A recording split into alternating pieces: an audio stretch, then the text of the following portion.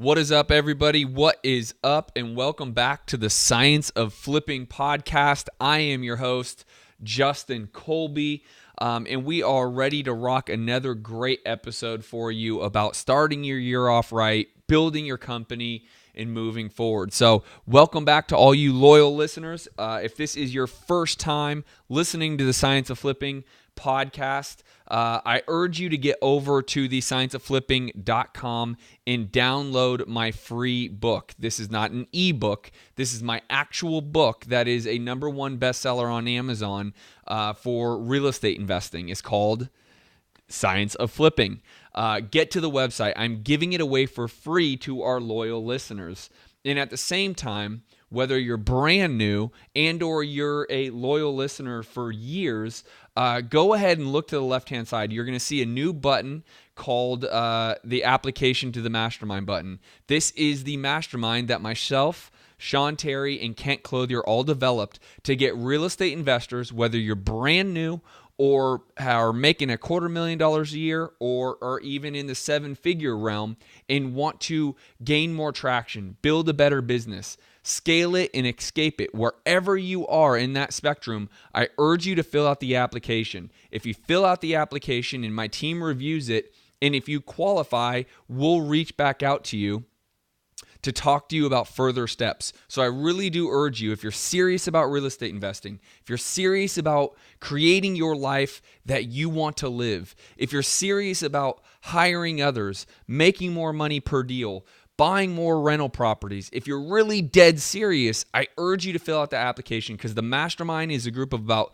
20 real estate investors who are going through exactly what you're going through. We meet several times a year. We talk business. Everyone gets an opportunity to talk about where they need help and what they're currently doing. And there are some major players in this game. And if you want to surround yourself with successful individuals, fill out the application. Let's get started to see if you will qualify. And if so, either myself or someone from my team will contact you and guide you through the next steps. So again, on the left-hand side, download the free book. It's not an ebook. It's my real book on Amazon. And also fill out the application if you so feel. Now, if you are just interested in this and you're not really certain if you're going to be in real estate investing, no problem. That's fine. Continue listening to this podcast. Every week I'll be dropping knowledge on you and giving you the goods on how to build a very successful real estate investing company. But if you're serious, you want to get to the next level, you want to make more money, and you know you need something, fill that out.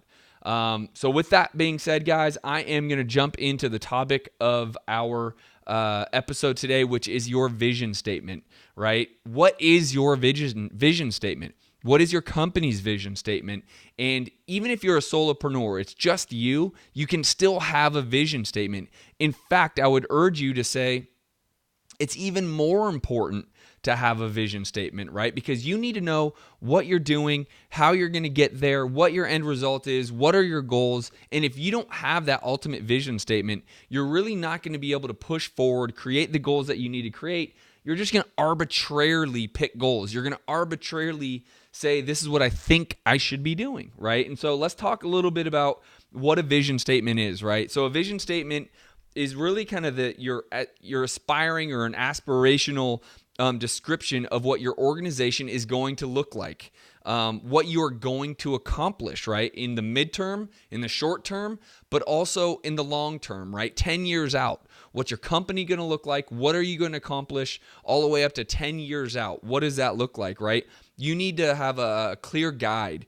It needs to clearly guide you and your company to choose your current and your future courses, right? What your actions currently are and what your actions will be, or what they should be moving forward. That is your vision statement. And it needs to clearly define that so that you know what to do now, you know what you are doing now, and then you know what you need to be doing here in the future, and clearly define those goals, right? Clearly define what those goals really are, right? It needs to be a focal point for strategic decision making. You know, one of the meetings I had this morning in my office was with my team about our upcoming marketing for the entire year, right? January is out. We're strategizing the entire year breakdown, and it comes down to our vision and our goals and our clear, defined goals of what we're looking to do, where we're looking to go, what the future looks like. In that way, we can choose and be guided by our vision statement, which can change, right? I don't want this to be something that you write this out and that's your vision statement forever. No, it can absolutely be crafted and it can absolutely be a fluid situation. Now, I wouldn't say it should be fluid every week, but you know what I'm saying here. You can go through the year, and 6 months into the year, you might be seeing something that may manipulate what you believe your vision statement should be, right? So again, it needs to be a clear guide. It needs to clearly define your goals and your focal point for your decisions, your strategic decisions moving forward, right? Without your strategic objectives, very hard to operate a business, right? You won't have any operational plan. You won't have any guide. You'll have nothing to implement, right? You'll have nothing to evaluate. You simply are just going to go out there and think you should be doing this. You're grasping at maybe what you have heard me say, but you don't really know how to lay it out. Maybe you listen to other podcasts, or maybe you have been coached by somebody. You need to have these things, right? You need to clearly define this. A vision statement is not simply goals, right? That is not what I'm talking about. Your vision statement encompasses your goals. Your vision statement encompasses your core values. You should have 5 core values. It encompasses all of these things, right? It encompasses your yearly target, your 3-year target, your 10-year target. That is your vision for your company. It encompasses all of these things. It encompasses your marketing strategy like I just talked about, right? That's really what your vision statement is. Now, why does this matter for the solopreneur? Maybe why does this matter for a business partnership where it's just 2 guys, right? Maybe you have a small office, right? Maybe you have 1 or 2 people in your office. Why does it all matter? Well, at the end of the day, if you're someone who's maybe making $250,000 a year and realizes you need to hire, this really helps you create your goals and objections. It clearly defines it. It gives clarity to not only yourself, but if you're hiring others, right? It gives clarity to where you're going and what you stand for, right? And what you stand against, right? Mediocrity is what we stand against. I can't stand it. It helps guide your employees if you're in the place of hiring. Maybe you already have an office. I can tell you in the Boardroom Elite, the mastermind where Sean Kent and I have people making, $250,000 and well north into the 7 figures. They have offices, they have employees, and it's imperative if you're in that place, you need to have a vision statement because your employees need to be guided by something, right? It's basically, you can look at it as a blueprint for your long-term goals and what your company's going to look like, right? That's what your vision statement is. It's a blueprint, and it gives you purpose. It gives your employees purpose. It helps your employees gather around and have something to strive for, to collaborate for, right? Otherwise, they may not want to collaborate, but now you have a purpose behind it, and they want to collaborate to get that purpose, that goal done, right? To achieve the purpose that your company stands for, the vision that your company stands for. It helps connect your employees, right? It helps that connection, and it helps drive that purpose. It helps achievement in what you're trying to do, right? A great book, if you haven't read it, you absolutely should. He's an icon of our time, Steve Jobs, the Steve Jobs biography. What he was great at, what he was brilliant at, what he was a genius at is that vision, okay? Now, people are going to argue his tactics in terms of open-ended computer systems versus the closed-ended bookend computer systems like Apple created. I'm not talking about that. I'm talking about being a leader, being a visionary, being an innovative CEO, right, who can create.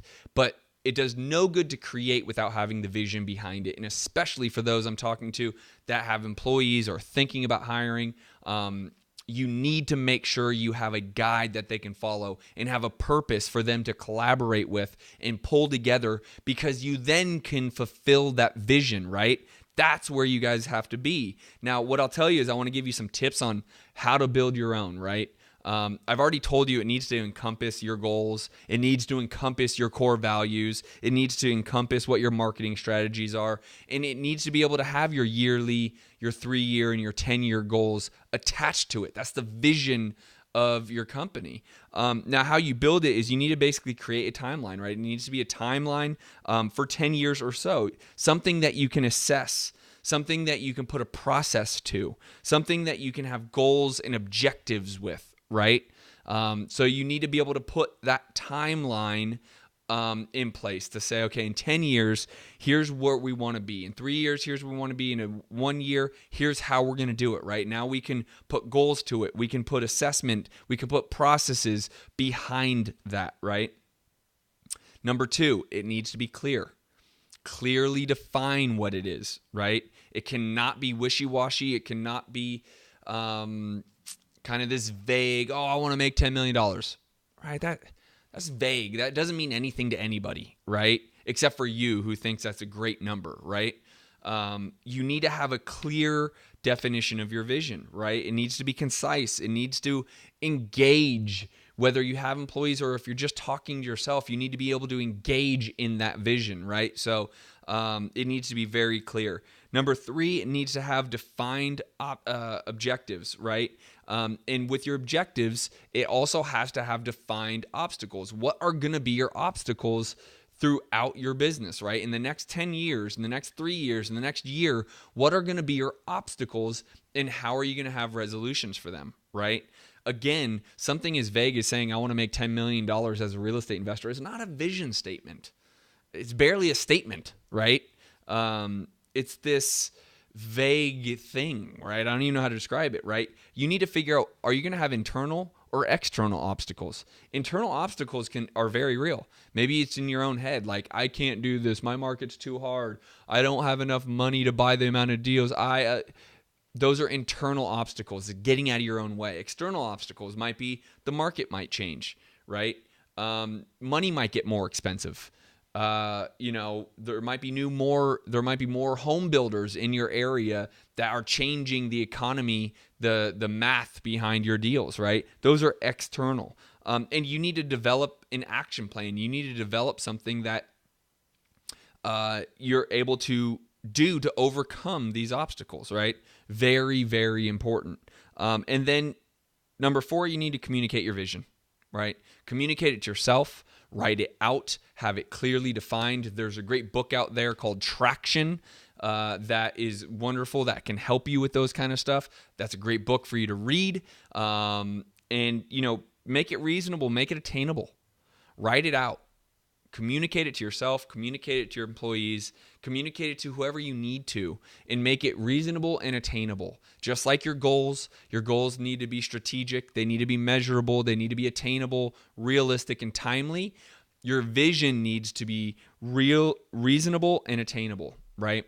So get to making a vision statement. Whether you're just starting and you need something to push forward, you need that extra momentum, you need something to get behind you and say, go do it.